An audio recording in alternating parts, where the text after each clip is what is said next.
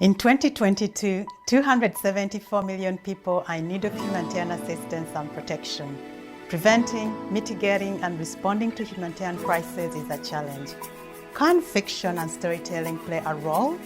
Can it raise awareness and motivate action to address the causes and consequences of humanitarian crises? My name is Ruth Mukwana, and I host the SAHA podcast, Stories and Humanitarian Action.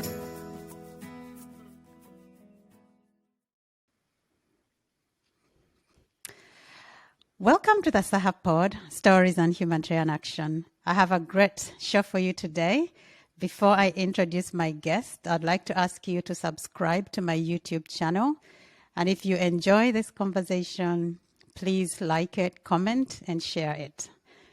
My guest today is Delphine Vakunta. She's a Cameroonian-American communication and public relations professional in international humanitarian and development affairs. Her work spans the Africa Development Bank, the United Nations, the NGOs, and the private sector. She has worked in Cameroon, Cote d'Ivoire, Dominican Republic, Haiti, Nigeria, Sierra Leone, Somalia, and South Sudan. She holds a Master's of Science degree in Educational Leadership and Policy Analysis and a Bachelor of Science degree in African Languages and Literature, with certificates in Leadership and Global Health. Welcome, Delphine, to the conversation today. Thank you so very much for having me, Ruth. Thank you for making time to have this exchange. No, thank you. And thank you for making the time. I always enjoy speaking, but you're also someone I admire and whose life I follow a lot. So I'm just glad we are getting to speak. Absolutely. Thank you. Yeah. So tell me about yourself. What do you do? What does your day look like? Sure. Thank you for that very kind introduction as well. I think you've said most of it. I'm Delphine Vakunta. I am a communications professional during my 9 to 5. I've worked in different countries across the continent. I'm currently with the African Development Bank based in Abidjan, Cote d'Ivoire. But I would say maybe in my free time, I am a storyteller, a content creator focused on encouraging and inspiring people to explore the African continent. Right now, in terms of what my day-to-day work looks like, my work generally is around telling stories of impact, of creating awareness and promoting the work that the African Development Bank Group is doing to address development deficits on the continent, but also emerging issues such as the COVID-19 pandemic and the impact of the Russian crisis on the continent. And so on a day-to-day, that looks like drafting documents, stories, editing, publishing content around the bank's work. Right. And what are some of these stories? They're varied. They range on a series of different things. For right now, for example, I'm working on the African Development Fund, which is a concessional lending arm of the bank group's work on the continent, focused on complex and volatile contexts, countries on the continent. And so we are in a replenishment year. So we're drafting stories that kind of capture the impact of the fund's resourcing on the continent, really trying to get a human face to what the fund and the bank is doing on the continent. So it's really telling human narratives around that. Right. And of course, the Africa Development Bank is one of the big institutions for us especially on the continent, that is actually focused on finding solutions for people, for Africans, but actually putting money into those solutions for the people, which is really a very inspiring undertaking, I have to say.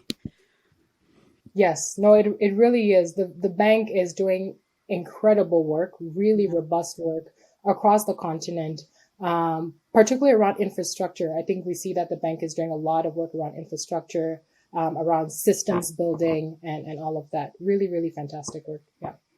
Yeah. And I know before, of course, I met you when you were working with OCHA. Yes. which is really, really humanitarian work, which is our bread and butter. How did you end up in the humanitarian sector? I like to say that I found myself in the humanitarian space. To be very frank, I never planned to be in the humanitarian field. As you can tell from my background, I had all intentions of studying, of doing education policy on the continent at the time. And during my master's program, I was really interested in having field experience. I was born and raised in Cameroon, but I wanted to work professionally in the field. So I did a lot of work. I began exploring work in Sierra Leone. I worked in Sierra Leone for quite some time, both during my undergraduate years and also while I was doing my master's. And when I finished doing that, I decided, it would make sense for me to be in the space. They say you are, the people you surround yourself with. And I wanted to Yeah. be surrounded by people who are thinking about development, about progress for Africa. And so I moved to New York, and one thing led to another. I came across OCHA, and the rest was history. Right. And OCHA took you to Somalia, South Sudan, Haiti. And I want to ask you pretty much about all of those three countries. Sure. I don't know if I've missed out one. And here to me really is like, what stood out for you in Somalia? Yeah, Somalia was very interesting. It was, I think, one of the most, I wouldn't say the most difficult operations that I'd been in, but I think what really stood out to me there was I would say, the cyclical pattern of the crisis itself. It's funny because I was reading a headline recently that was talking about the impact of, the food security situation, essentially. And I had to take a double take because it read very similar to a headline that I had contributed to drafting during my time there, which was also similar to another headline that I had read in 2018 before I joined the operation. And so I think what stands out to me in that operation really is a cyclical pattern of the crisis, which of course can be attributed to, the lapse of the absence of a central government in Somalia at the time, but also the security environment, which unquestionably played a huge part in how humanitarians were able to reach people and really hindering humanitarian partners' ability to provide assistance in a timely fashion. Yeah, no, I know. And even when we were talking before we started recording, Somalia is again going through a very, very difficult food security situation. Yeah. And I guess I was listening to some colleagues and looking at it as well. What is different this year around is actually, I think, rains have really failed for 3 consecutive seasons, if I'm not Mm, wrong. But suddenly, again, it is a country that is, again, really having a serious food insecurity problem. yes. Yes. And I think the impact of climate change, we're seeing the impact of climate change exacerbate, an already a situation that was already very dire. Yeah. Yeah. South Sudan, what stood out for you there? South Sudan, I have to say, was my favorite operation that I worked in. What stood out, two things really stood out to me in that operation. One being the power of communication, and second, the danger of one approach to the work that we do. In terms of communication, I was incredibly inspired by the dedication, the commitment, the persistence of the South Sudanese national staff, but also national organizations Hmm. that were really going above and beyond the call of duty to provide assistance to people who needed it most. I mean, we're talking about colleagues wading through inches and inches of flood waters, carrying relief items on their head to get to people who need assistance. Colleagues taking very risky missions to get into the bushes to find people who had been displaced because of conflict. And that Right. level of care, that level of love, that level of attention to another human being really inspired me. And while I was inspired by that, I also noticed that those were not the stories that were coming out of South Sudan. And it really made me question how, as the international community, we could do a better job of highlighting these stories and really lauding these heroes in these contexts. And I can't help but to think about Chimamanda Adichie's quote that says something along the lines of you know, power is not the ability to tell a story, but it is the ability to make that narrative, the definitive narrative of that person. And in South Sudan, I remember thinking a lot about how could we do a better job of ensuring that stories are being told by the people, by the South Sudanese, and not always just always about South Sudanese, because as well as we can tell these stories, you know, no one can express somebody else's life better than they can. And then I would say the second thing that really stood out to me again was the danger of one approach. You know, I think there's a tendency for the humanitarian community, the international community, really to recycle and do what always works. And I think while this is a good thing, I found myself often thinking about, you know, whether there were missed opportunities to think critically about the trade-offs for taking calculated risks, you know, to take calculated risks in areas across the country where development and sustainable solutions could take hold. For example, in South Sudan, we know that one of the issues is, you know, the proliferation of armed groups in the country, and young men, young people wanting to join these groups because there's just a lack of sense of hope for the future. And, you know, I often found myself while I was there questioning how could we interrupt that narrative, and what could we do to make sure that these young men saw a different alternative for themselves? And could we invest in pockets in the country where some of these sustainable development solutions could take place? So those are the two things that really stood out to me in South Sudan. Right. Delphine, there's so much in there Yes. that Yeah. you have said, and I don't know if we have time to go into all of it, but I do want to come back with just a few questions for you. I'm so glad that you really highlight the work of our South Sudanese colleagues, because I think I agree with you. We don't celebrate that enough as we should. And it is true. We keep saying, all of us, really the first people to respond are the national staff, are the local NGOs, are the communities. But I also like what you say about not, you know, I mean, I thought you were, when you talk about Chimamanda, I thought you were going to talk about the danger of one story. Of a single Yeah, story, yeah. of a single story. But that piece around not just telling stories about the people. And I just want to ask you, especially as a communications expert, how do we change that? How do we help people affected by crisis be the ones to tell their stories and in a way drive the story that they want to tell? That's a really good question, Ruth. And I think it's $1 million question, because I don't know that I have a solution or an answer for that. But I do know that, or something that I've noticed in in the places that I've been in, is that we could do well with increasing the participation of local actors in everything that we do. And I think we do a very good job of doing that in terms of programmatic planning.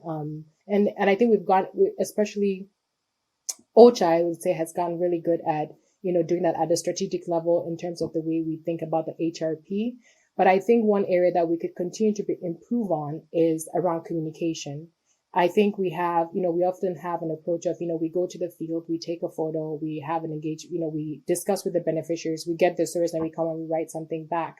And we dictate what that narrative is. But I don't know that we ask them, what do you want the world to know about your story? What do you want people to know about South Sudan? So I think involvement of, you know, because there are also local orators in these communities, and, you know, thinking creatively about how we incorporate that into our strategic approach to communication, I think could make a difference. Just like we do for programs, I think we can do a better job of doing that for communications as well, and working with local organizations who are already telling stories in these countries. It's not like it's a vacuum. You know, there are Right. people telling powerful stories in these countries, and how can we work more closely in collaboration with them to bring that out even more onto the international platform. Yeah. And I mean, part of the reason I do this project is because I'm really obsessed with storytelling Yes. and fiction in itself, fiction as a vehicle for discourse and discussion, because I kind of feel fiction just has different things it does in a different way than nonfiction. And I know we'll get to that in a bit. But I'm also just really always tinkering around, like, as Ruth, I want to tell my story. I want to be Yeah. the one to drive what it is I want the world to know about me. And it's so important. And I feel like half the time, I feel like we don't have money to respond to everyone's needs, but we can give them a voice and, Yes. and a real voice that they have a choice about. Yeah, I can't agree with you more, Ruth. And, I think the narrative about, giving a voice to the voiceless, I cringe so much at that statement because it's not that they're voiceless. It's just that Yes. they haven't been given the platform to speak for themselves. So let's, how can we do more of that and giving people platforms to tell their stories themselves?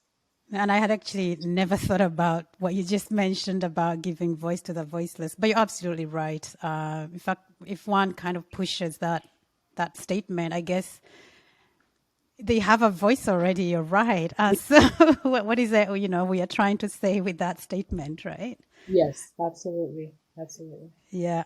Haiti. What stood out for you in your time in Haiti? Haiti was interesting. I think in Haiti, what stood out to me the most was the narrative around resilience. Um, and I think the Haitian people are incredibly resilient considering everything that they've gone through. Um, but I couldn't help but to question, because I had seen, what the country had gone through, I couldn't help but to question at what point is resilience enough? At what point do we say, okay, no human being needs to be this resilient? And, I can't help but to make the correlation with, the narrative around resilience that we have around Black women, for example. We say Black women are strong, which is, yes, we are. And because of that narrative and because of that storyline, we don't give Black women the love, the attention, the resources they really need to thrive. We give them just enough to survive, but not enough to really thrive. And I felt like that was the same in Haiti, and that became even more true for me in July 2021, where the country was reeling from the political impacts of the assassination of the president. The economic situation was deplorable. There was a surge in gang violence in the country. And because of that, people were fleeing the country because they simply could not survive. At the same time, Haitians were being deported into Haiti from Texas, from California, and as Miriam Chansey, refers to or interrogates in her book, What Storm, What Thunder, it's what is the relationship between Haiti and the rest of the world? And for me, it's a question of, are the people of Haiti getting the support that they need? Are Haitians getting enough support? And to me, that was the blaring thing that I took away from that experience. Right. No, and the resilience, it's something sometimes I feel it's like a double-edged sword. Yeah. And you're absolutely right. How if you go through that level of shock, that is multifaceted, that is sustained for so long, but we are celebrating you being resilient, right? Yeah. How far can humans be expected or called upon to be resilient? And again, Right. it's just another question. We're always like, yeah, people are resilient and we are celebrating their resilience, but how far does that go, right? Right. Right. And at what point is that just enough? Like, yeah. Yeah, yeah.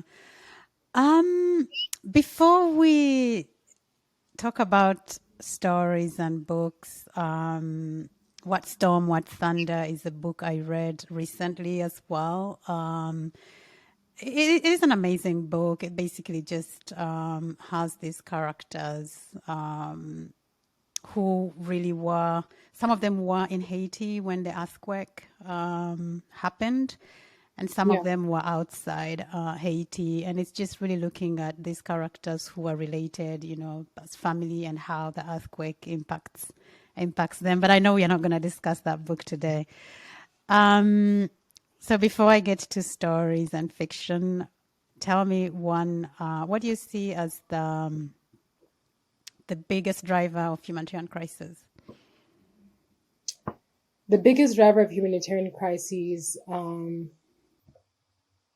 I would say they're varied. I think there are there are two main drivers, I would say, in my view. I think there are the proximate causes that have to do with conflict, with, again, socio-political inequities, climate change. But then there are also the ultimate root causes that have to do with the remnants of historical global geopolitics that continue to play out today. If you look at a country, for example, like DRC, which has been in the news recently, you can see the trajectory of how the continued interference, the continued influence of various actors continues to perpetuate, this humanitarian situation in the country. So I think they're the proximate causes and also the root causes Right, that both need to be addressed, at the same time. right. And if you had to pick one thing, one solution to these drivers, to these causes, what would that be? Like if there was one thing we could do as the humanitarian community, but even as I ask this question, I also know that, probably the solutions are not with humanitarian actors. But anyway, Yeah. what would that be for you? That's a tough question. The one thing, because I do think that, humanitarian and development solutions need to work in tandem Yeah, and, at the same time, the implementation of the nexus. But generally, I think that the world should be working to prevent humanitarian crises, and that can only be achieved through collective action, um, and doing something preventative, both at an individual level and at a systemic level as the humanitarian community. So, what are some of the preventative things that we can incorporate as humanitarians in our work that recognizes that yes, humanitarian immediate life-saving needs are necessary, and how can we couple that with potential long-term solutions that can have a positive impact on the humanitarian situation. So I think it's looking at preventative solutions right. and really implementing the nexus, which I know is a hot topic and a buzzword, also for the entire international community. Yeah. Right. If you think about your professional life so far, what is one thing that you're proud of that you feel personally you've achieved? What would that be? Sure. I think something that I'm proud of is making a genuine effort to center people in the work that I do and in whatever context that I do. Um, whether it's writing stories, whether it's going out and connecting with people one on one, be it national staff, even beneficiaries. I think my genuine desire to connect with the people in the context that I'm working with Right. is part of my largest achievement in this field. Yeah. And I guess somewhat related to this, just because of your answer as well, if you think about, all of these countries where you've worked, dealing with humanitarian crisis, if you think about one story, it could be a person or situation that Yeah. has really stayed with you, what would that be? I really have to go back to my experience in South Sudan. I think that whole mission was really formative for me. But really seeing, I think for the very first time, the level of dedication of a human being to another human being, really colleagues going at extraordinary lengths to bring, relief to people really affected by war. That experience really it changed the way I approached my life personally and from a professional standpoint, and helped me define for myself how I wanted to show up in the world and how much care and how much empathy I wanted to have with anybody that I interact with. So for Right. me, that hands down, that was the most formative experience for me. Yeah. Okay, and before I ask you my last question, I know you've started a multimedia platform. Yes. Can you tell me about that? What is that about? If someone is interested in connecting to you about that, how can they do that? Yeah, so I some friends and I started a multimedia platform called Forward, and it was a passion project that came out of the COVID-19 pandemic. Basically, it's an attempt. Basically, our aim and what our goal is really is to bring to the forefront and to a bigger platform some of the conversations that we were having, just amongst us about what it means to be a Black female professional in the humanitarian space, in the development space, and also in corporate America. And how trying to essentially share our experiences, but also create a space for people to share resources and connect with each other to interrogate some of these things and help each other not have to experience some of the challenges and the difficulties that we went through. It's we've done it, we've gone through it once, somebody else doesn't need to repeat that. So that's why we came up with Forward. We're currently on a hiatus and looking to recalibrate and shift things around, with an aim to come back bigger and stronger. So more to come on these. Yeah, we're on all social media platforms. We're on LinkedIn, we're on Facebook, we're on Instagram. So you can find us there at Forward page. Fantastic. I just think it's such a cool project and Yeah. look forward to connecting with you on it once it's back up and running. And this leads me to my last question for you, Delphine, which is basically if whoever will listen to this conversation, if there's one thing, one action that they can do to address the causes and consequences of humanitarian crisis, what would that be for you? I would say we should all strive to prevent humanitarian crises, and we can each do that by thinking at what we can do individually at our respective levels. I think it can get very overwhelming to think about the magnitude of all the crises that we're dealing with and what that means, and become desensitized to all of that. You read a headline that says 100 people have been displaced from XY location, and you think, what does that mean? 100 people from your neighborhood have that just disappeared. What does that mean? And, thinking about people, think about crisis, humanizing crises and thinking about people at an individual level. You think of, when a crisis hits, you think about, do people have food? Do they have shelter? Are their basic needs met? And I think in thinking about preventative measures, we can each do something at our individual level to address some of that. And for me personally, I think a lot of it has to do with making investments in organizations, in projects, in thinking that centers youth and young people. Why? Because we know that when youth, young people, and women thrive, societies and communities can really soar. So thinking about investments around that, whether it's projects around skills training, whether it's contributing to projects or initiatives that support micro infrastructure development in volatile contexts, like building solar, water wells or solar panels, or whatever the case may be. But also for people who are not in this field of work, I think it's just to remember that at the end of the day, we're all going through a human experience, and humanizing experiences, I think, is important, and finding ways to invest and to contribute to some of these initiatives. And whether it's just traveling or exploring the world, and I think contributing again to local solutions, I think is absolutely key. But it's finding the thing that you can do at your level, where you are now, with what you have, to contribute to a preventative action. Thank you so much for your time today, Delphine. I've really enjoyed speaking with you.